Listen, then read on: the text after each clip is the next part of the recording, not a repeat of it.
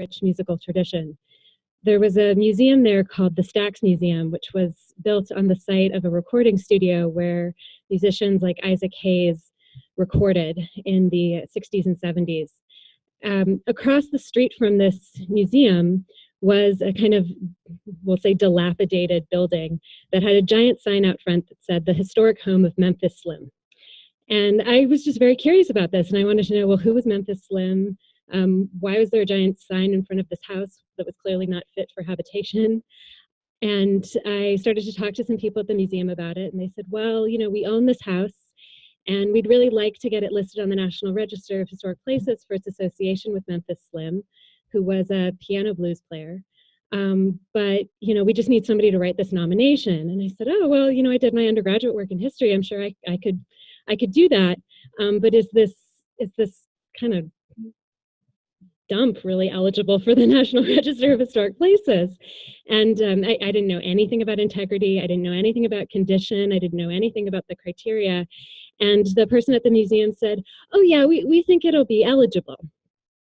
So from there, I just started to research what would be required to get it listed on the National Register of Historic Places, and did a bit more digging about Memphis Slim, who's pictured here in this slide. And I found out that just being in bad condition does not mean that you are not a significant building. Condition is not integrity, which is something that we'll talk about a little bit later on in my presentation today.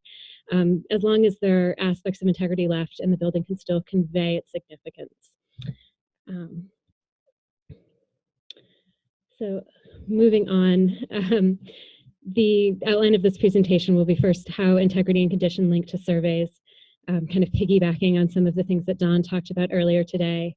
Then we'll talk about the 7 aspects of integrity. And finally, under the video screen there, the difference between condition and integrity. So first, how integrity and condition link to surveys. Again, integrity is the ability of a property to convey its significance. In the case of surveys, one of the benefits is when you go out to do a historic resources survey, hopefully you have some idea of what you're looking for before you've started just looking at every old building in a city. When I say an idea of what you're looking for, in Whittier, there was the non-residential building survey and the residential building survey. So you weren't going to look at commercial buildings while you were doing the residential survey.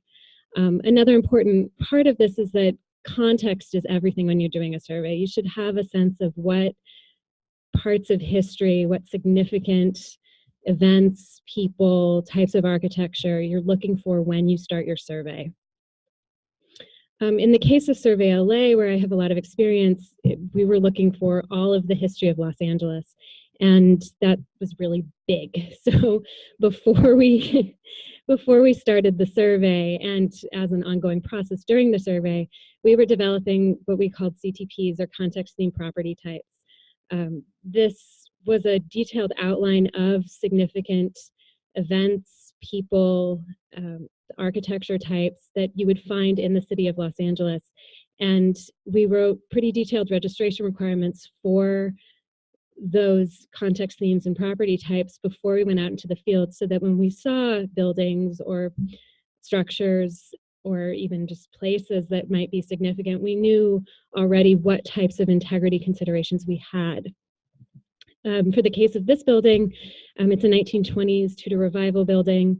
We thought it would be significant under architecture, and Survey LA used this in the field documentation system called the FIGS, which already had all of our registration requirements loaded into the computer when we were out in the field.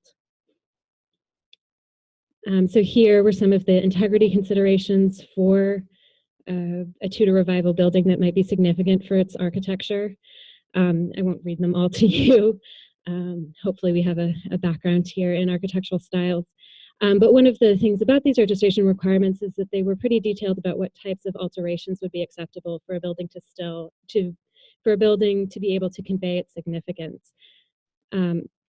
For Tudor Revival, the enclosure of porches was allowed, which was great because this building, as you can see, had an enclosed porch at the 2nd floor. Wondering, can we move that video screen kind of down a little bit? If it could just go into the lower corner, I think that would be great. Yeah, that's great.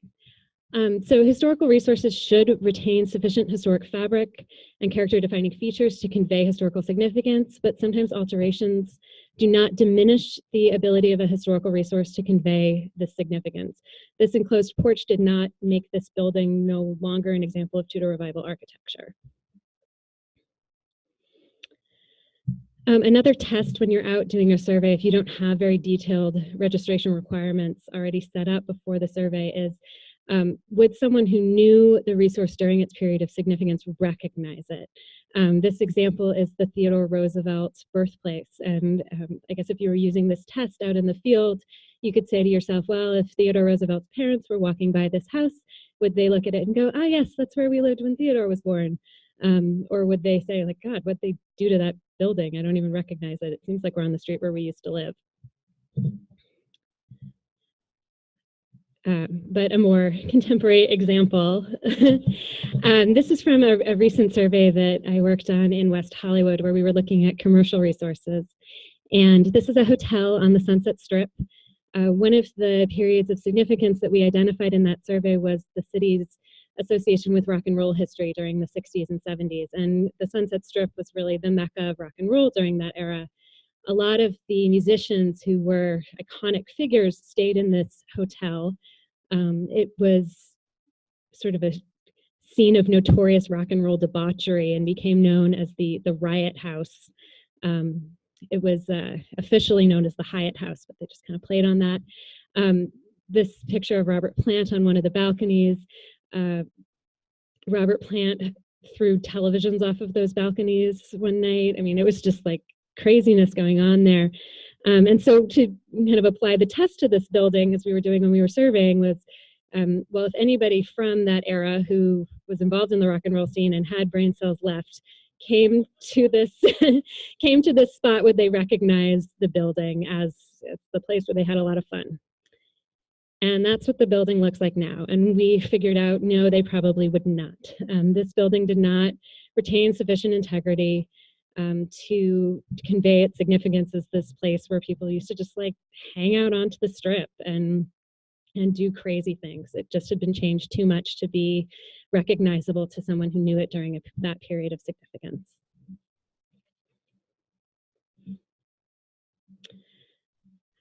So the key here is that integrity is always contingent upon significance. You can't evaluate integrity until significance has been determined.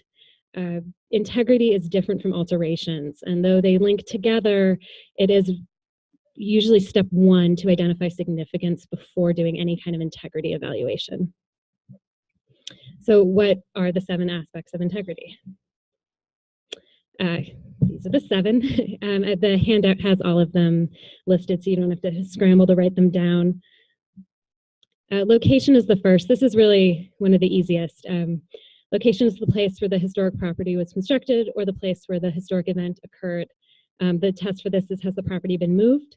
And was this actually where the historic event took place? The second one's setting. Setting is the physical environment of a historic property. Vaughn Marie May is going to talk about this one a little bit more in her discussion of cultural landscapes after my presentation. It's a little bit vague. It's about relationships between buildings and spaces. An example of this from an earlier slide, this was a district that was identified as eligible by Survey LA. And if we were looking at the setting of this particular district, one of the things we would note are the open lawns, the general setbacks, the lack of hedges blocking views of the buildings, the palm trees that are interspersed throughout the district, but there's not a consistent wall of trees in that space on the sidewalk. The next aspect of integrity is design. Design is it's a combination of elements that create the form, plan, space, structure, and style of a property. The key thing to remember about design is integrity of design is the integrity of the choices that somebody made going into the construction of the property. Anything that is a choice is a part of design. Design is always an important aspect of integrity when you're looking at resources that are significant for their architecture. This is Hollyhock House, a Frank Lloyd Wright building. All of the aspects of this property were choices that the architect had to make, or his associates in this case. Another example of design, this is Young's Market Company. There are many alterations to this building, but you can still see the way that the architect's choices are apparent. The choice to have these dramatic 3-story windows with the segmental arch at the top, the choice to have a particular type of cornice. Though materials may be different from what they were in the original construction, you can still see the choices that the designer made. That kind of dovetails into materials. If design is choice, materials are the things that they choose. So that's the physical elements. This is where alterations and integrity sometimes get confused. This is the Sears building in Boyle Heights. It's been altered. There was an addition constructed at one corner of the property. However, the older part of the building still has its integrity of materials. It hasn't been stripped of its cladding. Its windows were still there when this photograph was taken. In contrast, a Sears building in Hollywood has been completely stripped of its materials, and all that remains is this kind of massing. And massing was really a design choice that somebody made, but this was not how they originally intended to execute it through materials. Workmanship is the way that somebody, or machines, but usually people manipulated those materials to form the building. It's a little nuanced. An example of this would be the Gamble House. This is a really high style example of integrity of workmanship. You can see where the builders and the artisans who worked on the building were kind of leaving their mark on the materials that were chosen for the building. Feeling. This is where integrity gets really nuanced, but a good test for feeling, which is a property's expression of the aesthetic sense of the aesthetic or historic sense of a particular period of time. A really good test for feeling is that historic person test, like would Robert Plant recognize that hotel? That's a good way of judging integrity of feeling. This is a hotel building that is no longer extant, but was located in downtown Los Angeles. It was originally built in the 1950s as the Hotel Statler and then renovated extensively in the 1980s. And it no longer retained integrity of feeling at the time of the more modern photograph on the left. It really looked like a hotel from the 80s. You could no longer tell that you were looking at or sort of feeling a sense of a 1950s hotel. In contrast, the Century Plaza Hotel still feels like a hotel from the 1960s, which is when it was originally constructed. It hasn't been decontextualized. You can still sort of imagine people kind of driving up and being glamorous and using the hotel in the same way that it was in the 1960s. Association is a direct link between an important historic event or person and a historic property. For example, this is the only original building at Sutter's Fort in Sacramento. It is associated with early European settlement of California. This is really vague, but this is also where a lot of the research that architectural historians do comes in handy when you're doing an integrity evaluation. Like I said, feeling and association are pretty nuanced aspects of integrity. Because they depend so much on individual perceptions, their retention alone is never sufficient to support eligibility for listing in the National Register. So just to reiterate, these are the 7 aspects of integrity. And now getting into integrity versus condition. They're 2 very different concepts that only sometimes cross paths. This is a house that is in great condition. It has a roof that is hopefully not leaking today. All of its windows and doors are in place. Cladding looks great. All of the light bulbs are there. It's in great condition. It was built in 2015. It has no historic significance yet.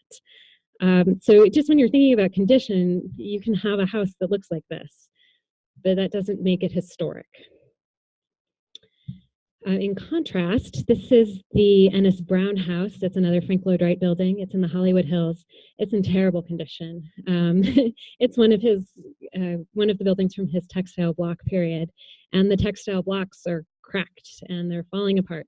But that doesn't diminish the ability of this building to convey a significance under criterion C for its architecture as an excellent example of a textile block house by Frank Lloyd Wright. So getting back to this original example here, this house is in terrible condition, as you can tell, as I could tell when I first started this project. But what I figured out through research was, okay, that doesn't really matter.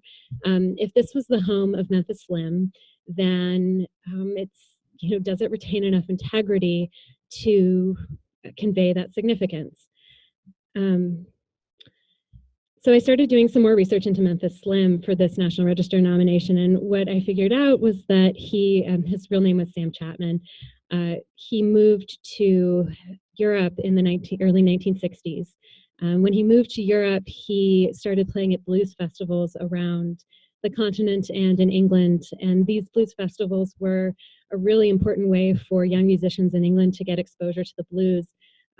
Some of these young musicians went on to become part of Led Zeppelin and the Sunset Strip rock scene. And Sam Chapman just spent the rest of his life in Europe after moving there. He found a really receptive audience for his music. He moved to the Left Bank in Paris and had a piano blues bar, and he passed away in Paris. What I found out through doing research on the building that was supposedly his historic home was that, yes, he had purchased the home. He purchased it around the time that he moved to Europe, and he let his mom live there for a couple of years until she passed away. And what I couldn't prove is that there was any true association with the productive life of Sam Chapman and this particular building in Memphis, which was kind of unfortunate because it's really too bad that there's no site in Memphis that commemorates Memphis Slim. And the building just wasn't eligible for the National Register. It did meet a happy end. They ended up demolishing the building and using it as an inspiration for a new structure on the site that is a music school that's affiliated with the Soulsville Charter School, and they named it after Memphis Slim. So at least he still has sort of a mark in the sand in Memphis.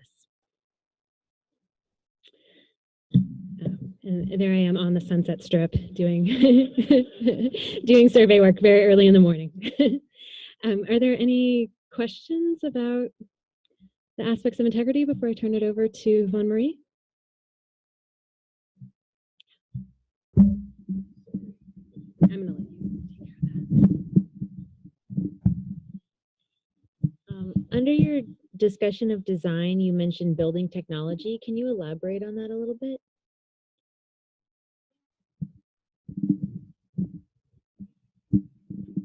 So that's really specific to the resource. But if you're thinking about design in terms of the choices that an architect would make, aspects of design could be construction techniques. Is it post and beam? Is it steel? Things like that in terms of building technology, or I think would qualify under building technology. Then getting into a little bit more of the materials aspect of it, what technology was available at the time that they could use. There are certain types of building methods that really embody the character of a particular time in history. And for example, Adobe is a reflection of early construction in California.